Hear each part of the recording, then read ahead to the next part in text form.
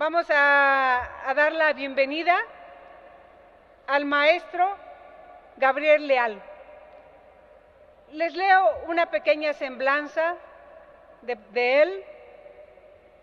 Él tiene la licenciatura en Filosofía y Ciencias Sociales por el ITESO de Guadalajara y la maestría en Filosofía por la UNIVA de Guadalajara. Fue asistente del presidente municipal del Ayuntamiento de Guadalajara y secretario privado del ciudadano gobernador del Gobierno de Jalisco. Académico en la Universidad de la Innovación, Guadalajara. Se desempeñó como investigador en el Centro de Investigaciones Avanzadas, CISAP, de Querétaro. Así le damos la bienvenida con un fuerte aplauso a Gabriel.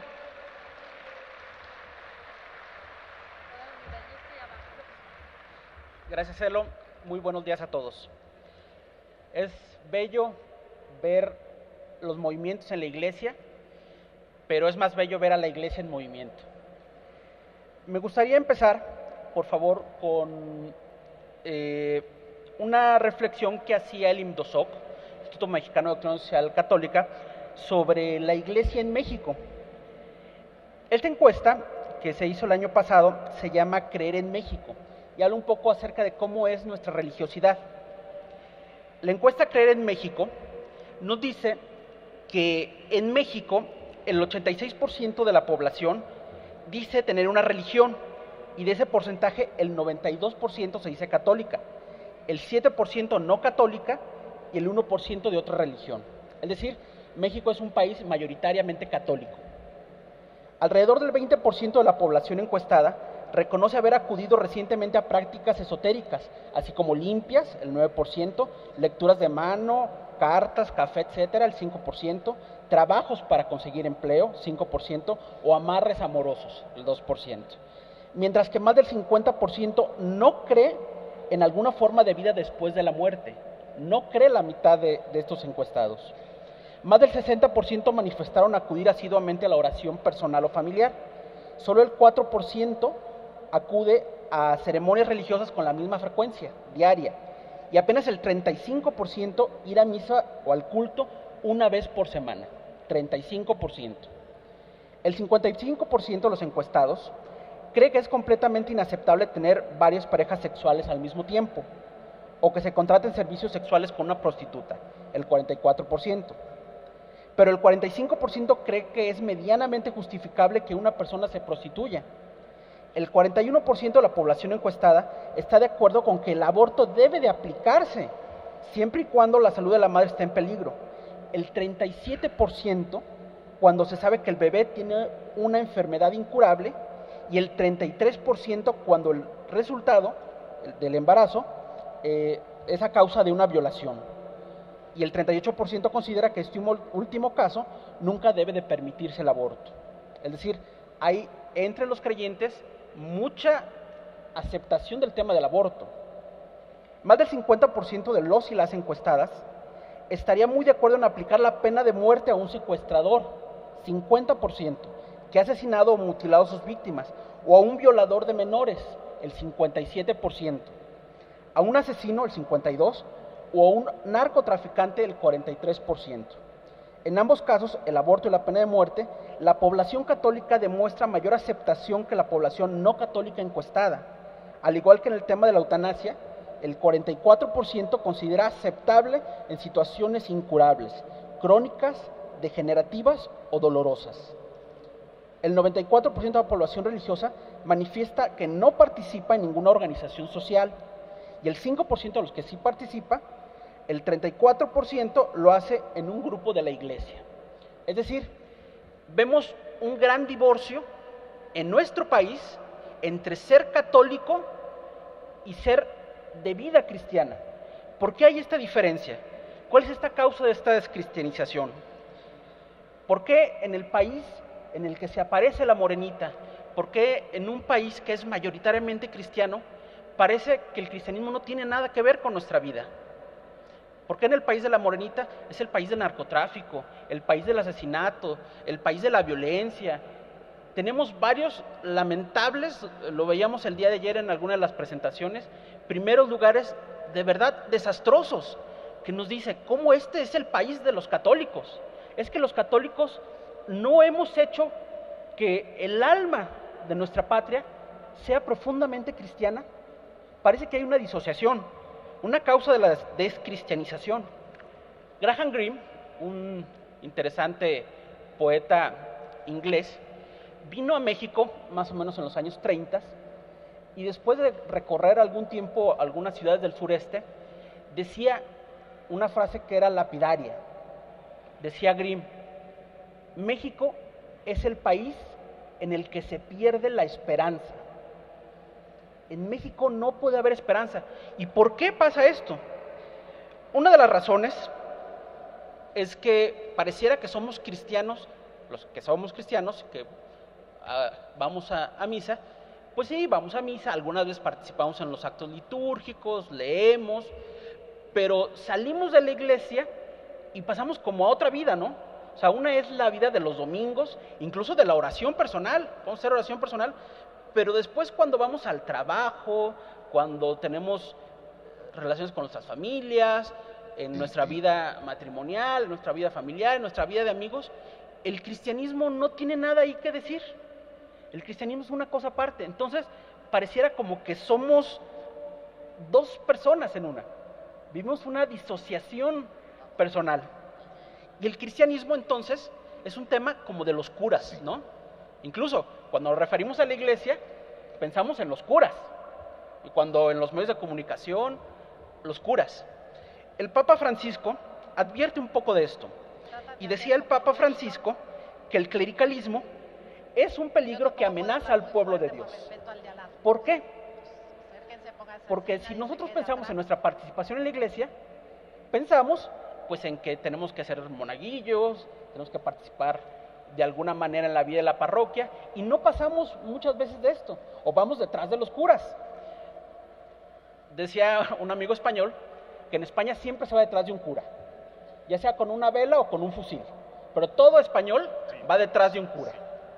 Es decir, la referencia a la iglesia siempre es el cura, y no entendemos que los fieles laicos también somos iglesia, y que también, como los curas, como los religiosos, participamos de la misión de la iglesia.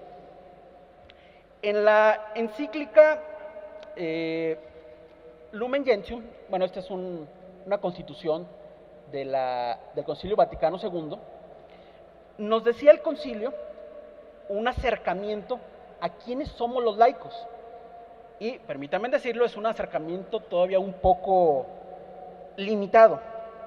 Dice la Lumen Gentium, en el número 31, por el nombre de laicos se entiende aquí todos los fieles cristianos, a excepción de los miembros que han recibido un orden sagrado y los que están en estado religioso reconocido por la iglesia. Es decir, los laicos somos los que no somos religiosos ni los que no son curas. Dices, bueno, sí, es verdad, pero todavía está incompleto. De una silla no es una pelota. No llegamos todavía a la conclusión de algo solamente con la negación de lo que no es. La iglesia ha madurado en el postconcilio mucho esta idea. El Papa Francisco nos dice precisamente en un documento muy bonito, que los invito a todos a que lo lean, que vivimos como en dos ámbitos. Una es la iglesia y la otra el mundo. Vamos a la iglesia los domingos, pero vivimos en un mundo que nada tiene que ver con Jesús. Es decir, hay una especie de un neopaganismo. Somos cristianos, pero en realidad lo que somos son paganos. En un libro muy bonito del padre Tomás Morales, jesuita, que los invito a todos a que lo lean, que se llama La Hora de los Laicos, platicaba una historia que él vivió en España, en uno de estos pueblecitos en la época más o menos de la Guerra Civil Española. Llegó un joven abogado a trabajar a este pueblo y pues todas las personas lo vieron, les llamó la atención, porque iba a misa todas las mañanas y comulgaba. Y decía la gente del pueblo, este ha de ser un monje. y todos los días lo veían y veían que tenía una vida alegre, una vida pues normal, y les llamaba todo la atención. Pero de pronto, en una ocasión, se desaparece el joven abogado, notario, dice el padre Tomás Morales. Y de pronto, como a los 15 días, llega con esposa. Y juntos, él y la esposa, van a la iglesia y comulgan. Y entonces el pueblo dice, mira, al monjecito le gustan las mujeres. Es decir, pareciera como que el laico es una especie de afectado. O sea, alguien que no es del mundo. Alguien como que no juega fútbol, alguien que no ve televisión, alguien que no va al teatro. Pareciera que tenemos una afectación. Queremos, en este neopaganismo, como que Cristo nos dejara en paz, ¿no? O sea, mi vida es esta, la del trabajo, la del pago a los empleados, la de mi relación con mi jefe laboral, la relación que tengo en mi matrimonio, pero no queremos que ahí Cristo se meta. Este es nuestro paganismo. En el fondo es porque nos aterra dejarle a otro nuestro destino. No queremos dejarle nuestra vida a Cristo. Y a veces no lo entendemos. Y a veces también, hay que decirlo, no hemos sido educados en esto. Porque la educación del mundo, el día de hoy, tiene que ver con la autosuficiencia. Con decir, mira, tú puedes, tú lo logras, tú todo lo alcanzas. Y no hemos sido educados en decirle, mira, abandónate en el Señor. El Señor puede tener mejor control de tu vida que tú mismo. No sabemos. El Papa Francisco nos habla sobre esto.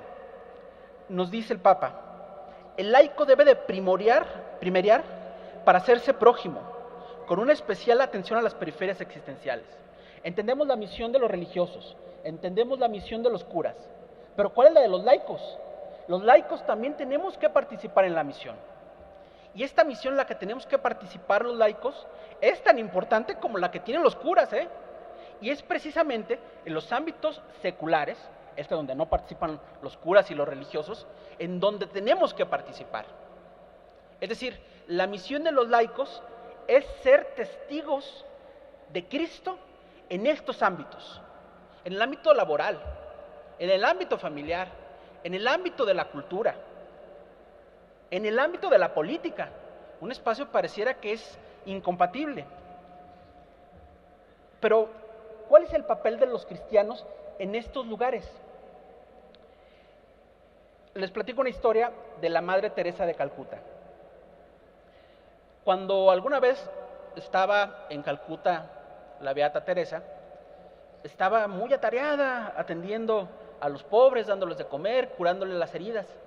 Y llega un entrevistador, uno de estos reporteros europeos, y le dice, Madre, ¿por qué hace usted todo esto? ¿Por promover valores? ¿Por compasión? ¿Por qué hace usted todo esto? ¿Por ser importante? Se le queda viendo a la Madre Teresa de Calcuta y le dice, no, lo hago por Jesús. Bueno, sí, entiendo que puede hacerlo por Jesús, pero a través de la compasión. No, dice la Madre Teresa, lo hago por Jesús.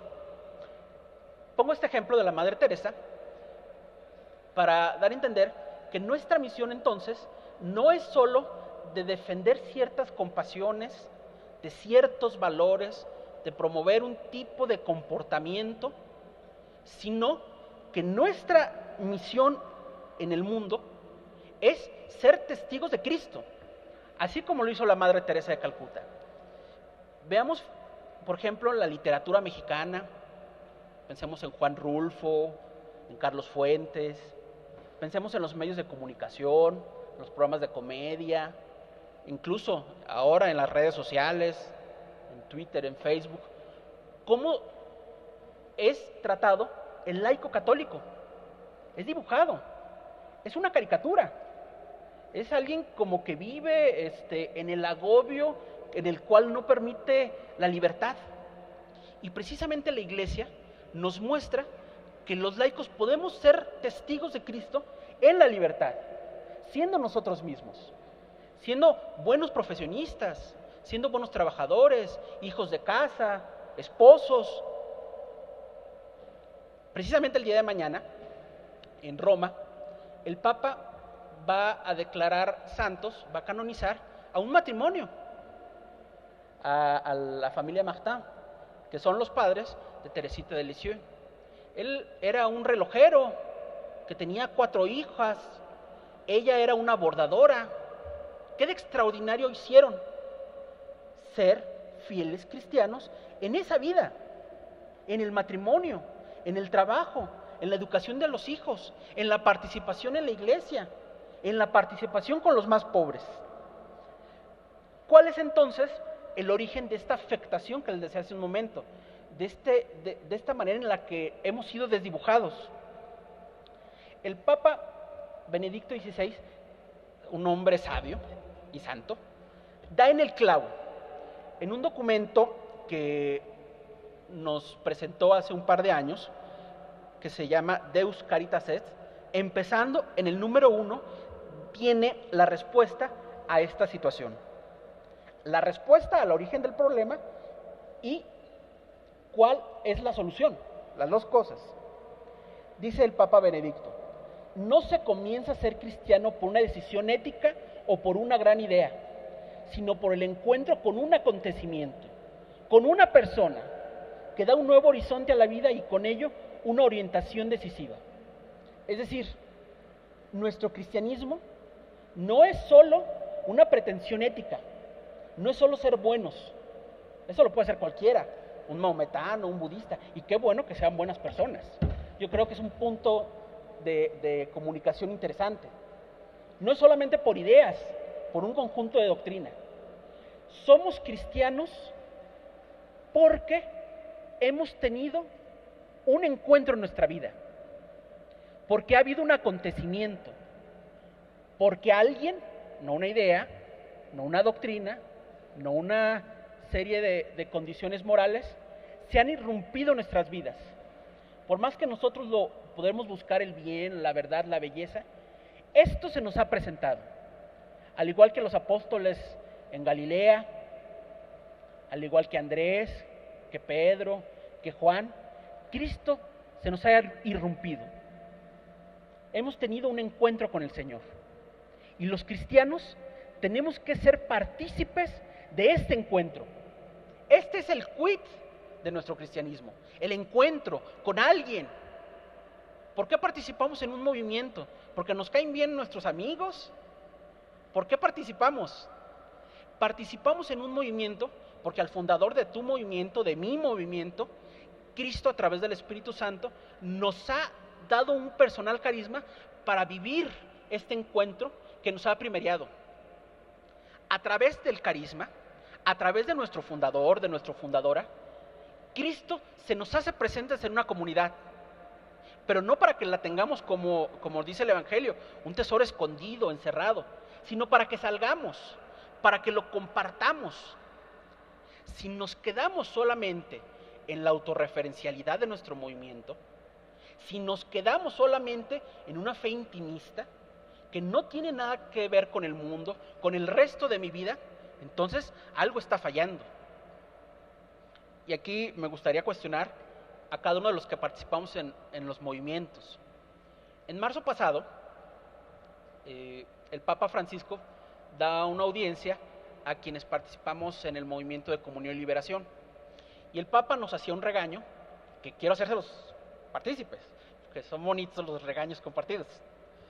El Papa Francisco nos decía: dejen la autorreferencialidad. El centro no es su movimiento. El centro es una persona, es alguien, es Jesús que irrumpe en tu vida. Cristo es el centro de mi participación en el movimiento. Jesús es el centro de mi apostolado. Me lo pregunto a mí y les invito a que cada uno de ustedes se los pregunten. Cuando hablamos, cuando exponemos, ¿de quién hablamos más? ¿De nuestro fundador o de Jesús?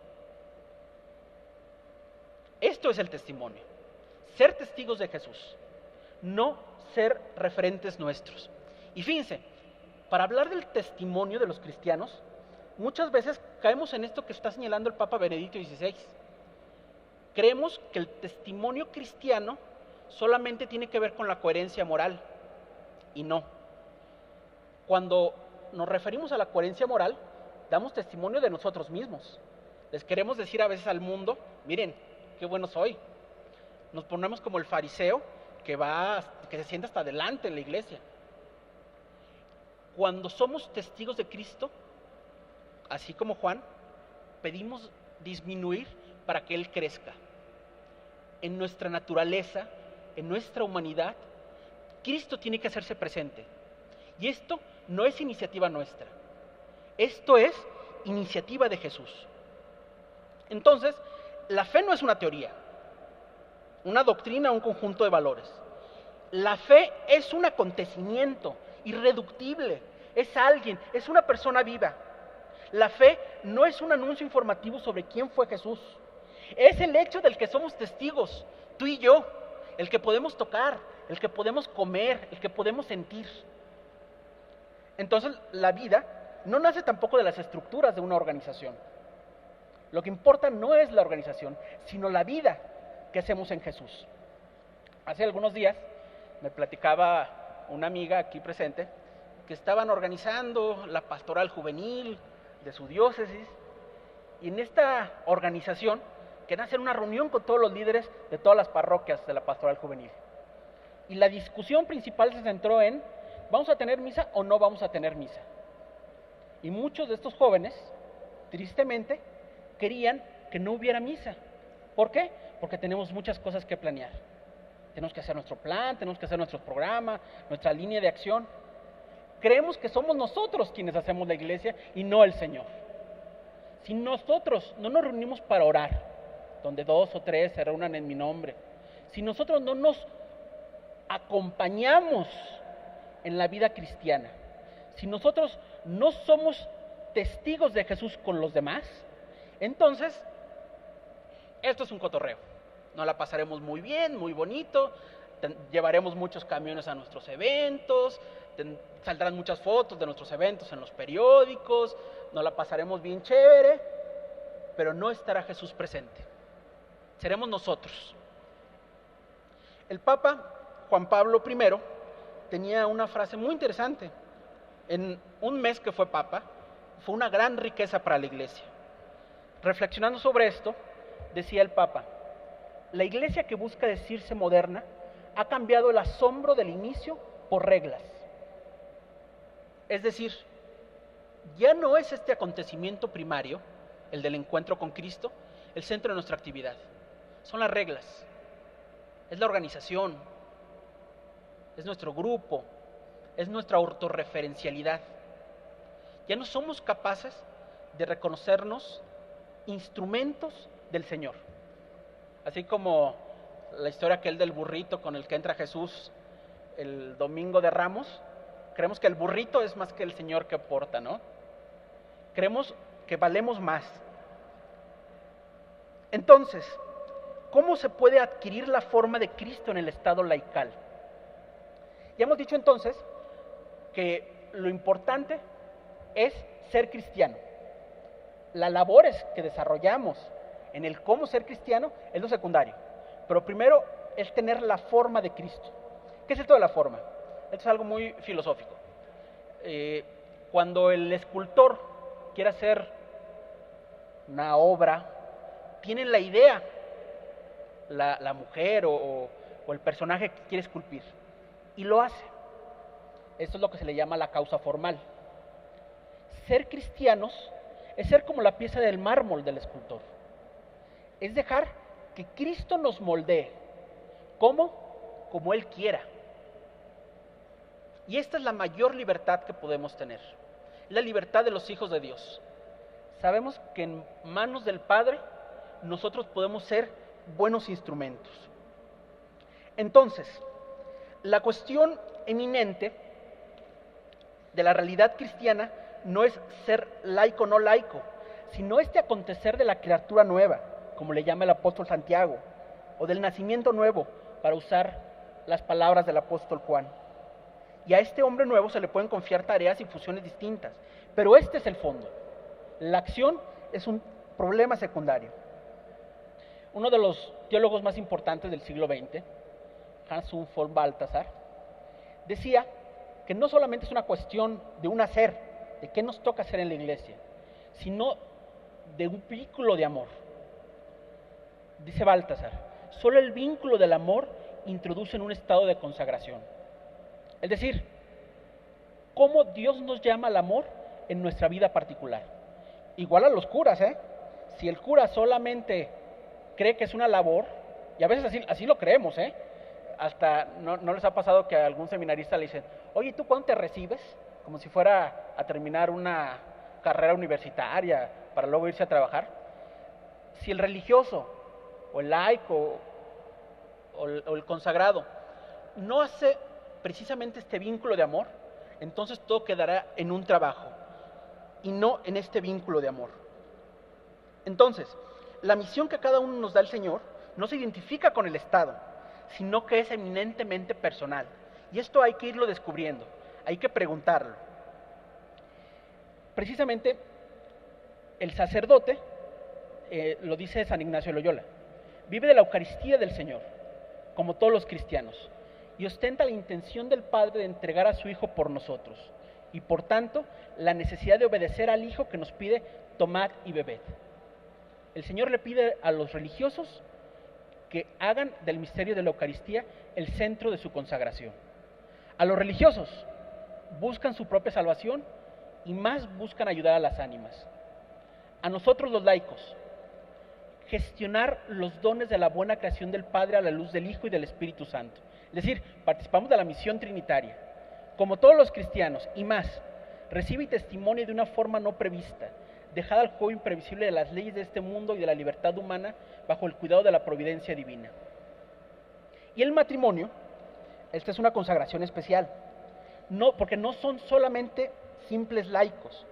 El matrimonio es su estado, es el más de ser un yo para un tú. Es la consagración de dos personas.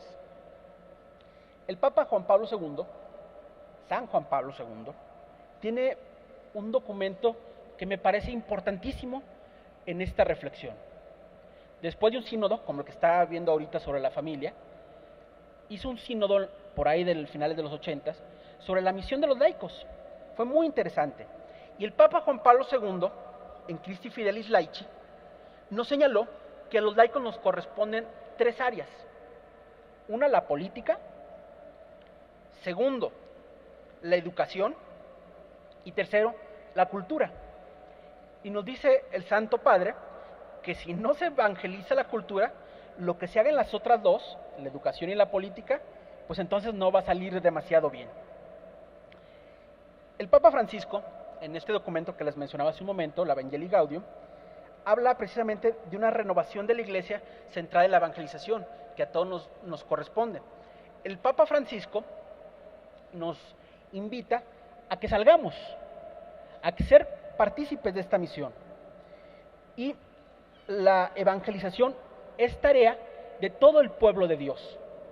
Y los laicos, que son la mayoría de la Iglesia, también nos corresponde hacer parte de esta misión. Pero hay que reconocer que esta misión es Él el que primordea. La primacía la tiene el Señor. Nos decía el Papa Francisco, ¿cuántos cristianos, cuántos hay que piensan que serán salvados por lo que hacen, por sus obras? Las obras son necesarias, pero son una consecuencia, una respuesta al amor misericordioso que nos salva. Las obras solas, sin este amor, sin este vínculo que mencionamos hace un momento, no sirven. Qué bueno que hagamos apostolado, qué bueno que vayamos a los pobres, pero tiene que haber este vínculo de amor, que nace de Él, no de nosotros. Es una gracia. Es el Señor el que primea. Y de la política, la educación y de la cultura, me quiero centrar en un aspecto de la política, porque en nuestro país el secularismo ha hecho que divorciemos estos dos aspectos de la vida social. No tenemos criterios a veces cristianos para emitir nuestro voto o para la participación, lo decíamos hace un momento. No creemos que sea importante participar en la política. Entonces, ¿cuál es la labor del cristiano al ser política siendo cristiano? En estos ambientes, dice el Papa Juan Pablo II, el que dice Filii Laici, no tenemos que tenerle miedo a las políticas. Si bien es verdad que es un ambiente en el que hay corrupción, en el que hay muchas tentaciones, el cristiano tiene que ser testigo del Señor. Y es precisamente esta nuestra misión en este ámbito. Lo que importa no es una doctrina ni una idea, sino la experiencia de la fe. Porque si no, reduciremos la misión de los cristianos simplemente en ser una especie de lobbies. En un lobby antiaborto, en un lobby anti ideología de género, en un lobby anti-gay, en un lobby anti esto y esto, y seremos negativos en nuestra participación. Claro, hay que tener una postura cristiana en todos estos temas, por supuesto, pero antes que ser anti, tenemos que ser pro. El punto de partida tiene que ser necesariamente, y esta es la solución a los problemas de nuestra patria, mis queridos amigos, es que el punto de partida debe de ser siempre la persona, y la experiencia de la persona tiene que ser la que nos lleve a actuar. Porque si no, creemos que la participación de los cristianos en la política solamente se va a reducir en la defensa de ciertos valores, en la defensa de una cierta moral o de unas ciertas leyes. Y no, la misión del laico tiene que ser salir al encuentro de todos los hombres, de todos. Porque si lo católico lo dejamos solamente como añadido, entonces pasará lo que decía hace un momento María Luisa Aspe en el panel anterior. Creeremos que el cristianismo es una especie de ideología, y el Papa Francisco nos ha advertido demasiado de esto. No reduzcamos a ideología la fe. Tenemos que salir al encuentro de todos los hombres, independientemente de su ideología o pertenencia política, para testimoniar que el atractivo de Jesús, del cual hemos sido partícipes y el cual nosotros vivimos. Y esto no es una dialéctica, no necesitamos oponernos para ponernos. Tiene que ser una tarea propositiva. Y fíjense, quienes creen en este tipo de posturas, pues que son un tanto integristas, pues generalmente son personas tristes, porque tienen una visión negativa del mundo. Y no, la realidad es bella. La realidad humana, aunque haya tantos males, de los cuales podemos hacer una reflexión, al final de cuentas la realidad es bella, porque es un don dado del Señor, y del cual nosotros tenemos que tener una postura cristiana. Entonces, para concluir, dice un poeta francés, Charles Péguy, que lo importante no es defender el cristianismo, sino hacer el cristianismo. Tenemos que ser cristianos en el mundo. Si el cristianismo no es una experiencia capaz de seducir a los otros hombres por su valor humano, entonces el cristianismo se va a volver una fortaleza inhóspita, un sistema, una doctrina, unos valores. Y el Papa Francisco ha sido demasiado claro en esto. El Papa Benedicto XVI nos recordaba que no podemos hacer nosotros la iglesia. Dice el Papa Benedicto XVI, no podemos hacer nosotros la iglesia, sino reconocer lo que Él ha hecho. Porque la iglesia no comienza con nuestro hacer, es Dios quien ha actuado primero. Y esto tenemos que tenerlo muy presente. No son nuestras acciones, nuestros actos, nuestras planeaciones, es la acción del Señor. Dejemos al Espíritu Santo ser quien mueva, válgame la expresión, que mueva a nuestros apostolados, a nuestros movimientos, que sea Él, no que seamos nosotros. Hay que ser libres ante esto. Qué bueno que podamos hacer eventos como este, muchos de nuestros apostolados. Qué bueno que salgan en los periódicos. Hoy hay muchas notas en los medios de comunicación de Puebla sobre este evento que estamos viviendo. Pero si dejamos esto en, mire qué bonito que nos juntamos los católicos, qué bueno que tenemos actividades, qué bueno. Les apuesto que el martes va a pasar alguna otra cosa y otro va a ser el tema de los medios de comunicación. Lo importante no es haber salido en los medios, lo importante no es que nos hayamos juntado 5, 10 o 10,000. Lo importante es que este encuentro de comunión de verdad sea una ocasión para renovar el primer amor, para encontrar la riqueza que en la iglesia tenemos con otros carismas distintos a los cuales nosotros participamos, que podemos encontrarnos en el otro que también participa la experiencia de Jesús. Y así como los esposos tienen que volver al amor primario y de vez en cuando tienen que tener situaciones románticas, así también los cristianos tenemos que volver al amor primario en la oración, en el retiro. Así también nosotros tenemos que renovar este amor primario. Tenemos que volver a la fuente de nuestro amor. Decía Kiera Lubick que así como en las fogatas los leños están unos con otros y hay que atizarlos un poco para que la flama no se extinga, también nosotros tenemos que movernos como esos leños. Tenemos que hacer fuegos vivos. Tenemos que dejar que Cristo sea el que actúe y no perder este amor primario.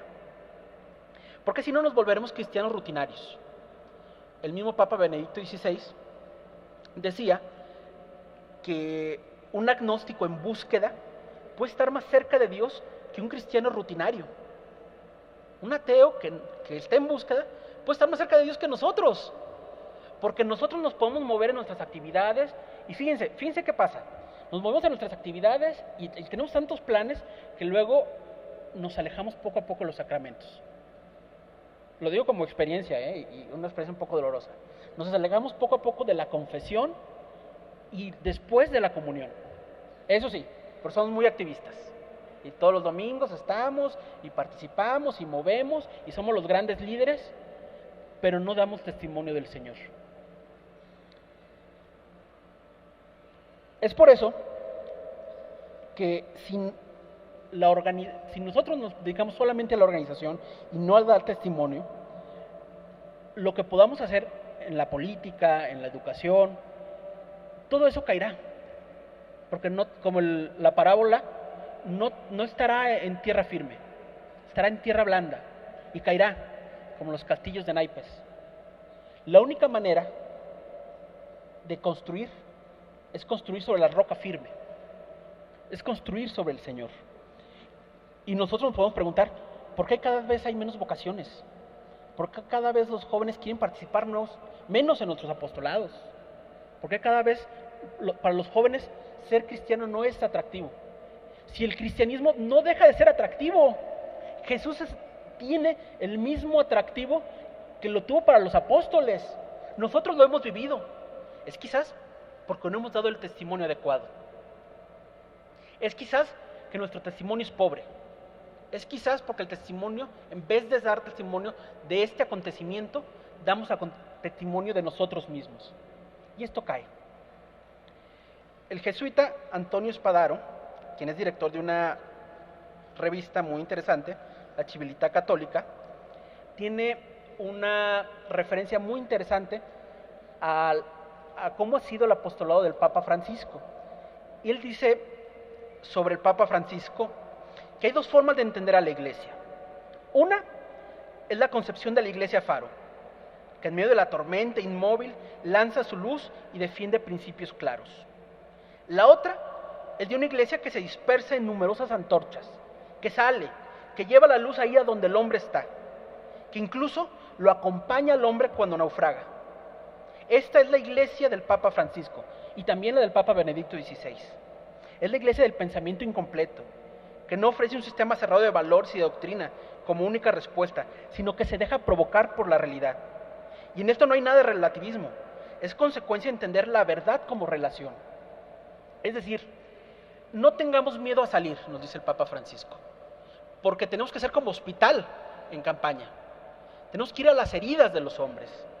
Tenemos que ir a donde el hombre está, porque la verdad es que tenemos el tesoro que poseemos de este encuentro, no nos lo podemos quedar.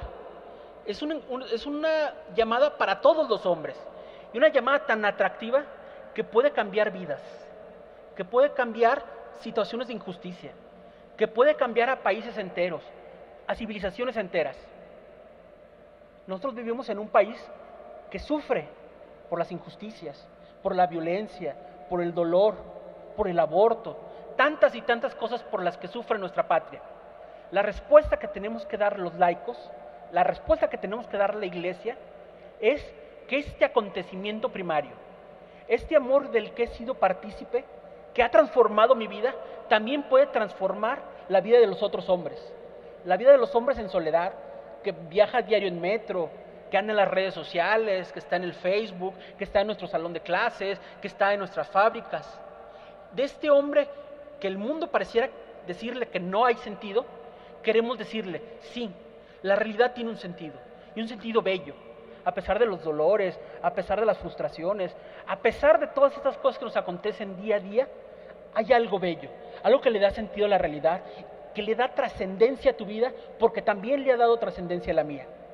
El encuentro con Cristo Jesús, que muere por mí en la cruz y que con su muerte y resurrección a mí me ha salvado. Termino con una cita del beato Óscar Romero.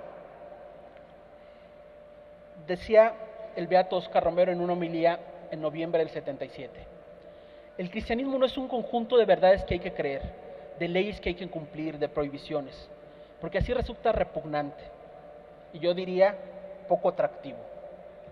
El cristianismo es una persona que me amó tanto que me reclama mi amor. El cristianismo es Cristo. Amigos, vivamos esta experiencia del encuentro, renovémonos en el amor a Jesús, volvamos a la oración, a los sacramentos, y esto entonces hará que nuestro apostolado, que nuestra participación en los movimientos, que nuestra participación en el mundo sea vida. Esto hará que de verdad seamos luz del mundo y sal de la tierra. Gracias.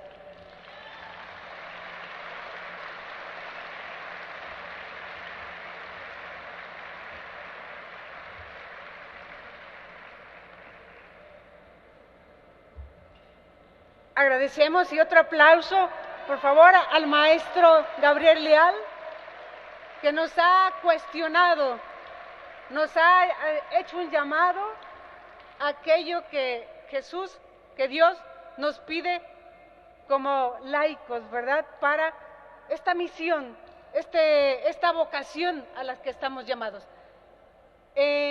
Ahorita con la plática, ¿verdad? Yo espero que lo que yo le pregunte sea lo que cada uno de ustedes le quisiera preguntar. Me gustaría, maestro Gabriel Leal, hacerle dos preguntas. Desde su experiencia, ¿cuáles son los retos de los laicos en la política? Gracias. La disyuntiva no está en ser políticos católicos, sino, como lo decía hace un momento, católicos en la política. Pareciera un juego de palabras, pero en realidad no lo es, porque no es un añadido, no es como nuestro plus, no es como ser de un partido político, de algún grupo determinado, porque entonces sí nos volveremos facciosos, y entonces sí la fe la reduciremos como a una causa política, y no esta experiencia de Jesús. Muchas veces pareciera que algunos cristianos, y de esto hay muchas experiencias en nuestro país, creemos que luchar por Cristo en la política, que luchar por la Iglesia, se reduce solamente a la imposición de ciertas leyes, de ciertos valores. Son cosas importantes, claro que lo son, pero lo importante es que seamos católicos en el sentido de universalidad, que seamos hombres para los hombres. En la participación política es necesario que demos testimonio de este amor primario que comentamos hace un momento. En la participación política, claro que es necesaria... Claro que es necesaria... Recordamos que los tickets de comida se adquieren con tu registro. No olviden que es necesario...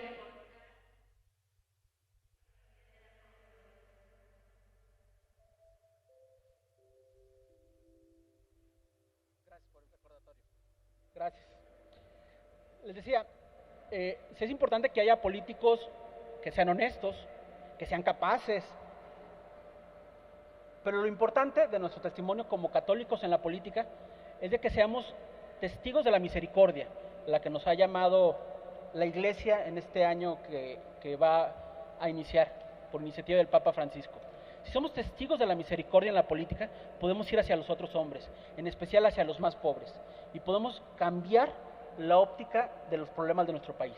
Porque el punto medular, como les decía hace un momento, tiene que ser la persona. La persona tiene que ser el punto de partida para la transformación de nuestra patria. Entonces creo que los católicos en política tenemos que hacer esto. Tenemos que ser luz del mundo y sal de la tierra.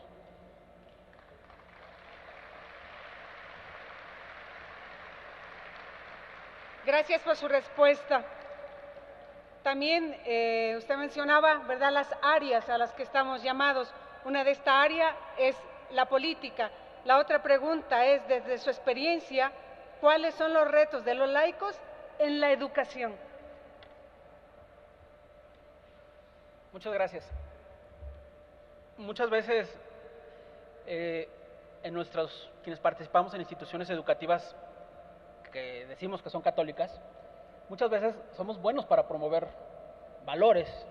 Hacemos la semana de la limpieza, la semana de la puntualidad, y creemos que lo católico radica en esto.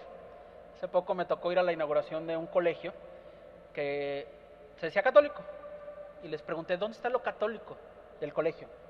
Ah, es que leemos libros de valores, como la Biblia. Les decían la Biblia solamente un sistema de valores. Yo creo que una tarea importante de los cristianos en la educación, y a quienes tenemos la oportunidad de ser profesores y estar al frente en el aula, es que tenemos que ser autoridad. No en el sentido solamente impositivo. Sí, les dejamos tareas a los chicos y tienen que hacerla, y si no la entregan tienen cierta nota.